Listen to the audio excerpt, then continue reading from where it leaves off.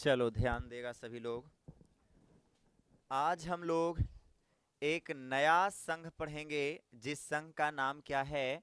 Arthropoda. क्या नाम है? ऑर्थोपोडा संघ पढ़ेंगे। ध्यान दीजिएगा जरा इस संघ के बारे में। सबसे पहली बातें करें इस ऑर्थोपोडा संघ का, तो यह ऑर्थोपोडा संघ कैमा संघ है जी? सातवां संघ है और सबसे बड़ा संघ है। सबसे बड़ा संघ है। सबसे बड़ा संघ कौन? ऑर्थोपोडा। कौन संघ है? ऑर्थोपोडा।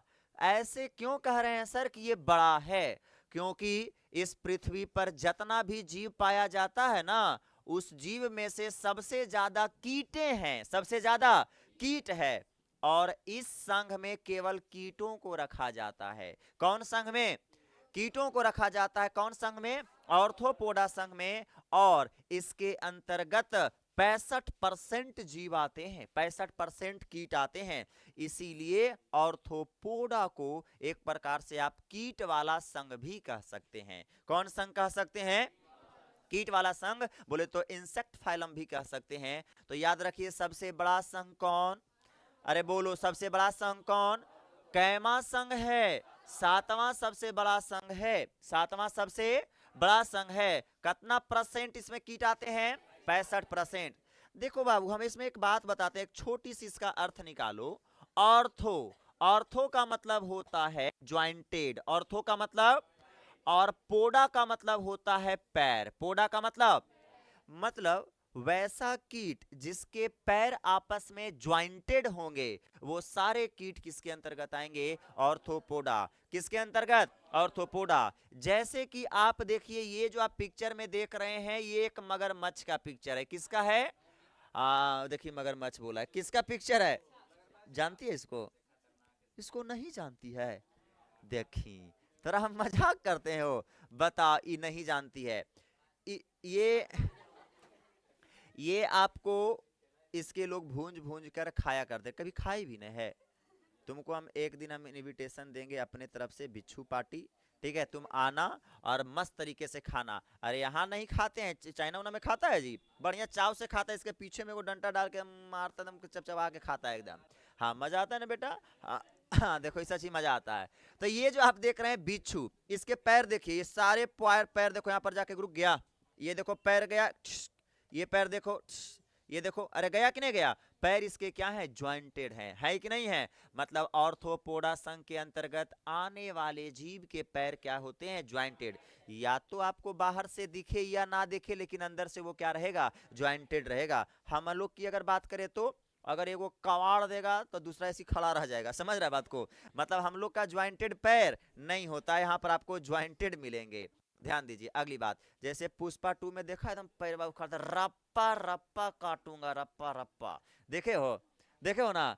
कहता है वो एक करता है ना, एगो जो विलन होता है, उसकी भतीजिया के पैरवा से ओकर पैरवा ऐसे से करता है ना, ऐसे से करता है। तो कहता है मेरी भतीजी को अपना पैर से ऐसे किया है, रप्पा रप्पा काटूंगा। मारता है कि एकदम पूरा एकदम पैरे खत्म। अब बता, ज्वाइंटेड अगर रहता दोनों ज्वाइंटेड, तो दोनों एक साथ खत्म। समझ रहा है? तो ये ज्वाइंटेड है, रप्पा रप्पा। आइए जरा। हाँ, तो अब इस संघ के अंतर्गत जो आने वाले जीव होंगे, यह जीव का समान कैरेक्टर क्या होगा सर? कैसे जीव को रखेंगे? क्या ये स्कॉर्पियंस गर्ल्स को आप रख सकते हैं क्या? नहीं रख सकते हैं क्या? कब रखेंगे? आइए जरा हम देखते हैं, सारे लक्षणों को देखते हैं।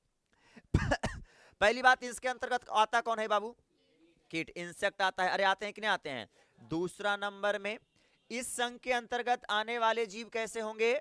उसमें सिमेट्री कैसी मिलेगी? बाइलेटरल। यदि कोई जीवों को अगर सेंटर से काटोगे तो केवल कै भाग में बटेगा? 2 बराबर भाग में बटेगा, तो उसे क्या कहते हैं? Bilateral symmetry. तो इसमें बाइलेटरल मिलते हैं।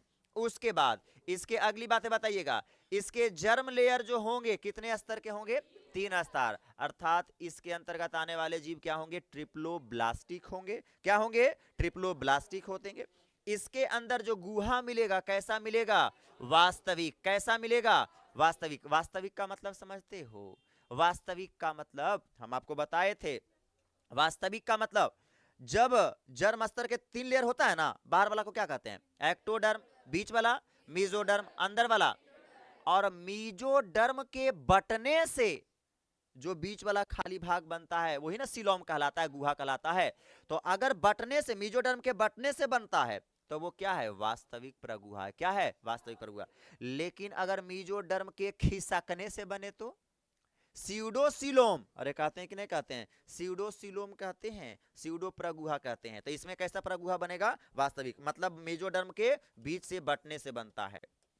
अगली बातें, इस जीव में जो शारीरिक संगठन होगा, जाहिर सी बात है, ये तो बोलने वाली बात नहीं है। इसमें बता शारीरिक संगठन कौन लेवल का मिलेगा, अंग तंत्र स्तर का। कौन स्तर का मिलेगा, अंग तंत्र का। है कि पहले ही स्टार्टिंग में ही आ गया है अंग तंत्र। सबसे पहला बताओ अंग तंत्र का स्तर का संगठन किसमें आया था, किसमें आया था, सबसे पहले अंग तंत्र का संगठन कौन संघ में देखा गया, किसमें आया था,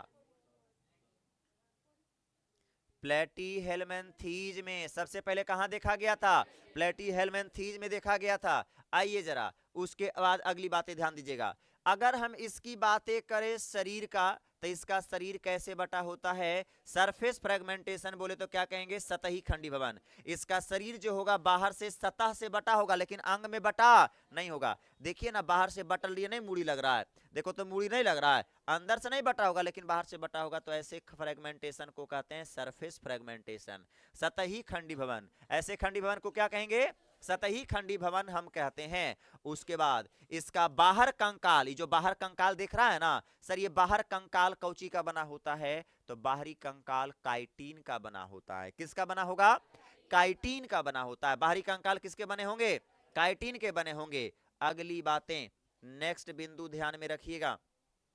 इस संघ के अंतर्गत जो जीव आते हैं यह कितने पार्ट में बटे होंगे, 3 पार्ट में। कितने पार्ट में, पहला वाला पार्ट आपको दिख रहा है हेड वाला पार्ट, दूसरा पार्ट आपको दिख रहा है ये वाला पार्ट को कहते हैं थोरैसिक, वक्ष पार्ट। थोरैसिक का मतलब वक्ष पार्ट, जहां पर श्वास लेने वाला कुछ चीजें पाई जाती हो उसे कहते हैं थोरैसिक पार्ट। हम लोग का थोरैसिक पार्ट ये वाला है, फेफड़ा पाया जाता है, इस सब का भी थोरैसिक पार्ट ये वाला है। और ये बीच वाला इसका पूरा पेट है, ये अब्डोमिनल पार्ट है। ये कौन पार्ट है, अब्डोमिनल पार्ट है। तो अब हमें बता, हाँ उदर जिसे कहते हैं या पेट कहिए। तो बताओ हमारे ऑर्थोपोडा संघ के अंतर्गत जो जीव आता है ये कितने पार्ट में बटे होंगे, पहला क्या बोलोगे, हेड, दूसरा क्या थोरैसिक, और तीसरा क्या, क्या इसमें गर्दन दिख रहा है, क्या गर्दन है जी, इसमें गर्दन है ये नहीं सर। उसके बाद अगली बातें, नेक्स्ट बिंदु याद रखिएगा,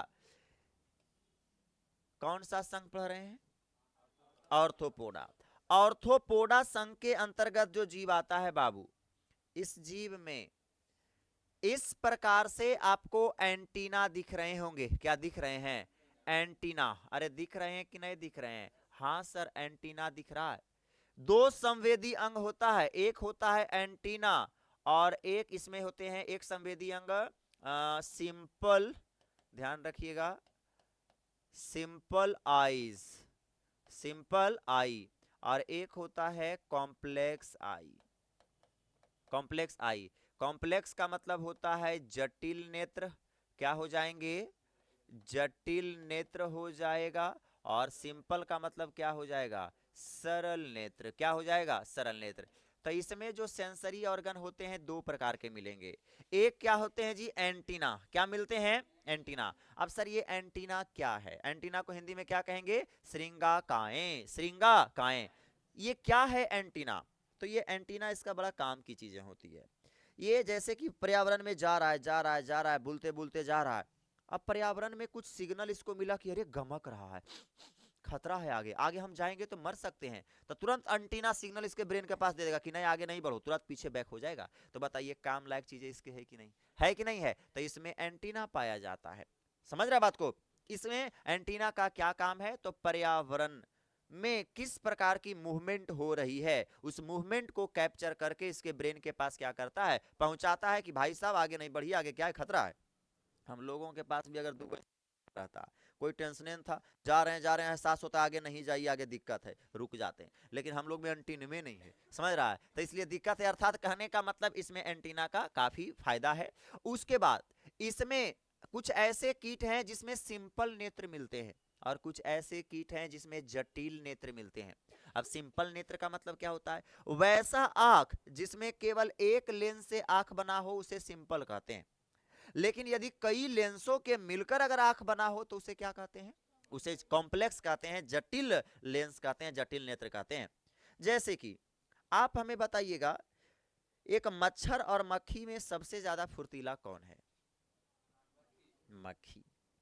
मक्खी, हम आपके पर मक्खी और मच्छर दोनों बैठा, अगर मच्छर की मारने की बात आएगा ना तो उसे अगर चाह लिए मार देंगे तो हम गाप पर मार देंगे, लेकिन अगर मक्खी के मार के दिखाओ तुम बेटा, औरत पूरा का पूरा सेंसरी ऑर्गन जो काम कर रहा है, चारों तरफ से काम कर रहा है, चारों तरफ से वो देख रहा है, उसके अंदर जो नेत्र मिलते हैं वो जटिल मिलते हैं, जटिल वाला नेत्र चारों तरफ से सिग्नल लेते रहता है कि करने से आर अरे पीछे के छाई बन रहा है, गप उड़ जाएगा।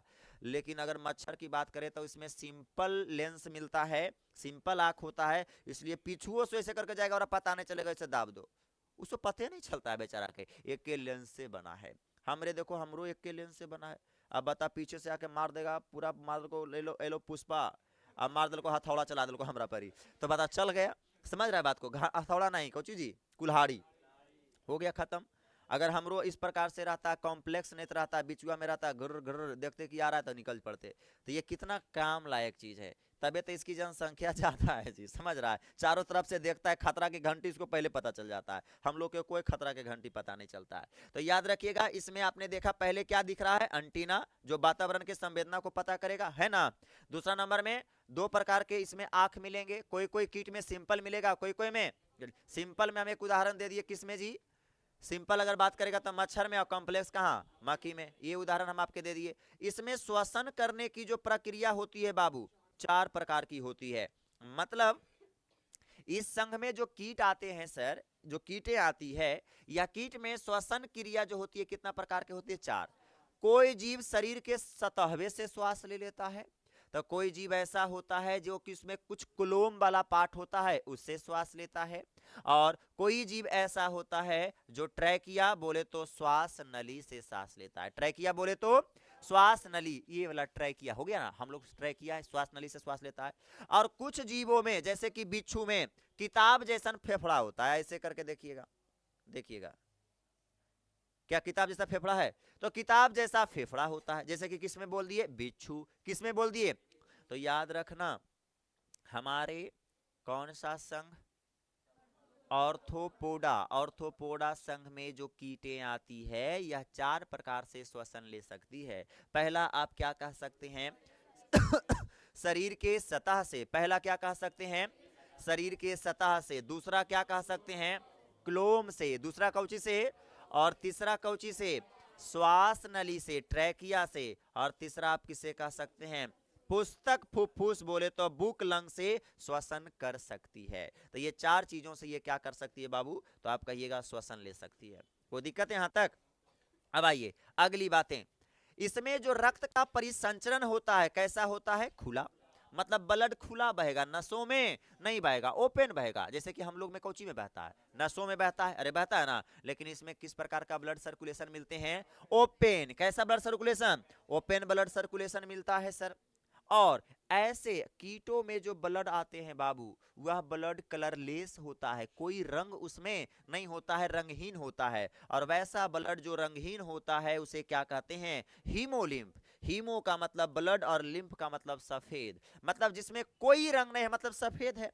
तो वैसा ब्लड जिसमें कोई रंग नहीं होते हैं उसे क्या कहते हैं? हीमोलिम्फ। क्या कहेंगे? हीमोलिम्फ कहेंगे। कोई दिक्कत है यहां तक? तो चलिए ये बातें समझ में आ गई। खुला रक्त परिसंचरण मिलता है सर, और ब्लड कैसे होते हैं? कलरलेस होते हैं। अब कहिएगा सर, मच्छर, मच्छर और मक्खी सारे के सब तो कीटे के अंतर्गत आते हैं। कीटे ना एक प्रकार का सब है। तो सर मच्छर में तो खून निकलता है, लेकिन तुम्हारा खून नहीं निकलता, उसमें उसका खून नहीं निकलता है। पता चला कि वो, तुम किस मच्छर को मारते हो? जो काटता है उसी को ना मारते हो। बाहर वाला चल रहा है उसको मार के देखो जरी, कभी मार भी नहीं करेगा तुम।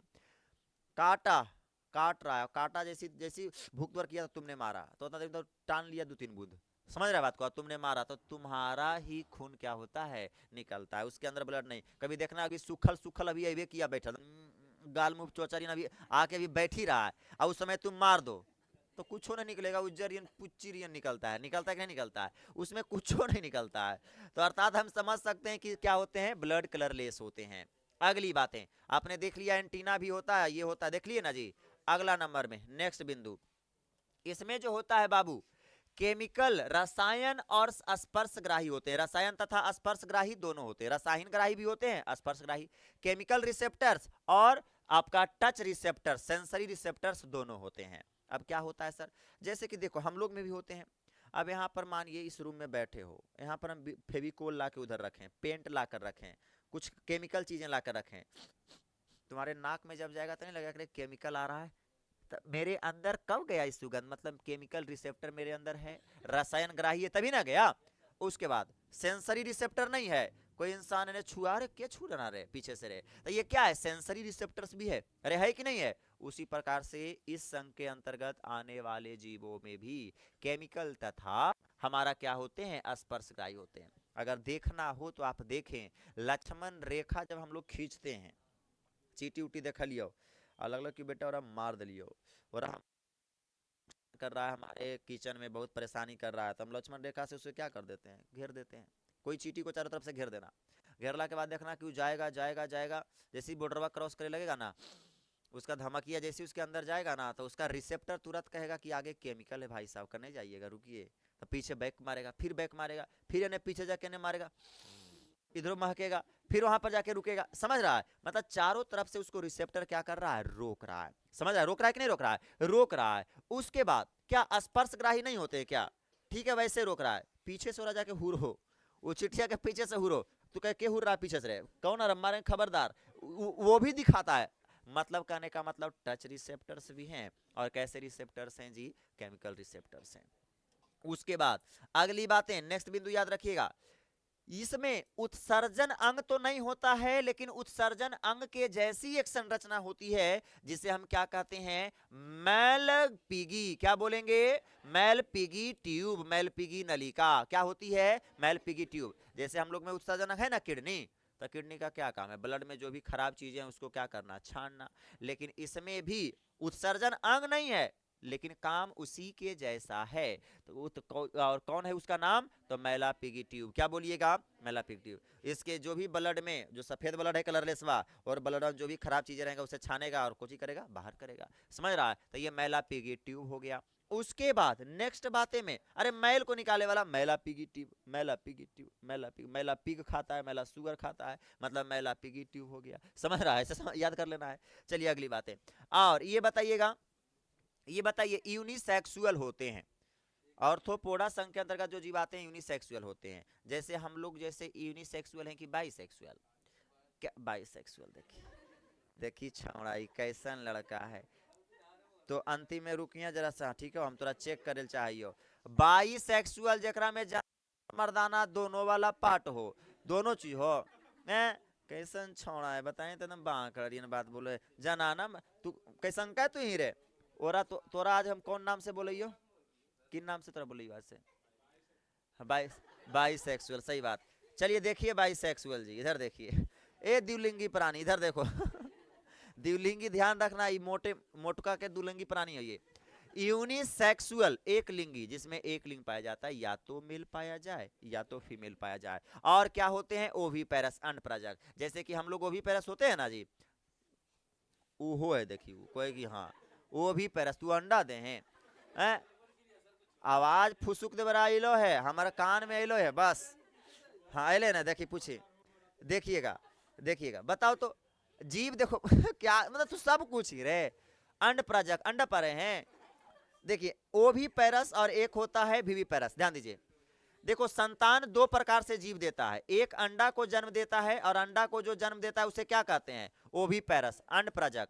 और एक जीव ऐसे होते हैं जो संतान को जन्म देते हैं, उसे हम क्या कहते हैं, विविपेरस। संतान को जो जन्म देगा उसे क्या कहेंगे, विविपेरस। अंडा को जो जन्म देगा उसे क्या कहेंगे, ओविपेरस।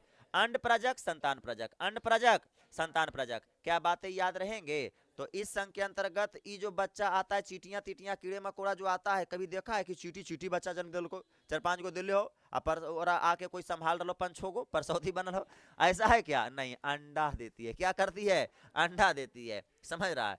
चलिए इस सब का कोई छठियारी तठियारी नहीं होता है, ये हाँ, एक मानव ही एक ऐसा प्राणी है जो जन्म लेते समय मरते समय भोजन खाता है, उसके बाद बर्थडे तर्डे पार्टी देते रहता है, लेकिन ये सब प्राणी कोई नहीं, कहिया बच्चा दे देगा, कहियो कुछ होगा, कोई आटी पार्टी से मतलब नहीं है। समझ कितना हम लोग भी, हम तो चाहते हैं मेरा अगला जन्म अगर मिले तब बिच्छू होवे, आराम से घूमते रहे पिटते रहे, जब मन करे जब 10-15 को अंडा पाए, आराम से फिर घूमे उमे ने उन्हें खाए पिए, कभी जंगल झाड़ में घुस लें और दिखे कि ये हमको बहुत सुंदर लग रही है देखने में, गए टनाक दर मार दिए एकदम,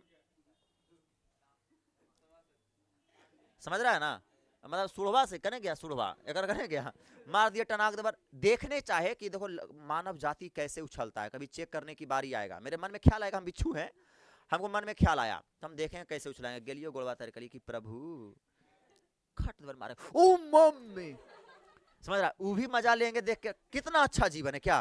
और हम साइड से बिछुए रहेंगे और साइड से बैठ के देखेंगे, वाह ऐसे उछलाई तू, तो एक बार आओ मारो एकदम ऐसे कर, कितना मजा वाला जीवन है।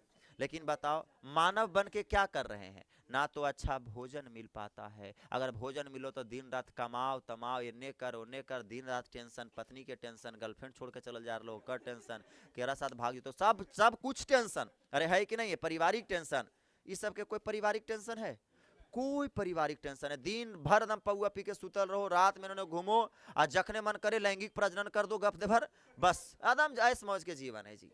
चलिए हाँ, तो ये अंड प्रजक होते हैं। अब देखो इसके बहुत सारे उदाहरण हैं, देखिएगा, तो इसके अंतर्गत ना तो जान गए, ऑर्थोपोडा संघ के अंतर्गत सब क्या आता है, कीट आता है, सब क्या आते हैं, कीट आते हैं। और बहुत सारे कीट ऐसे होते हैं जो मानव के लिए उपयोगी हैं, और कुछ ऐसे कीट होते हैं जो मानव के लिए क्या है, हानिकारक है। सब तो कीटे हैं और सब आ रहा है ऑर्थोपोडा के अंदर, लेकिन कुछ है जो आर्थिक रूप से महत्वपूर्ण होता है मानव के लिए, और कुछ मानव के लिए रोग फैलाने वाला है। तो आइए जरा सबसे पहले देखेंगे इकोनॉमिकली इंपॉर्टेंट पेस्ट, बोले तो आर्थिक रूप से महत्वपूर्ण कीट का जरा नाम जान जाइए, कुछ कीट का नाम जान जाइए, जैसे कि मधुमक्खी, किसका नाम जानिए सर, मधुमक्खी। अगर इस मधुमक्खी को देखा जाए, देखिएगा इस मधुमक्खी को अगर देखा जाए तो कौन नहीं जानता है मधुमक्खी से मध निकलता है, वह मध हम लोग को आर्थिक तरीके से महत्वपूर्ण है, अरे है कि नहीं है।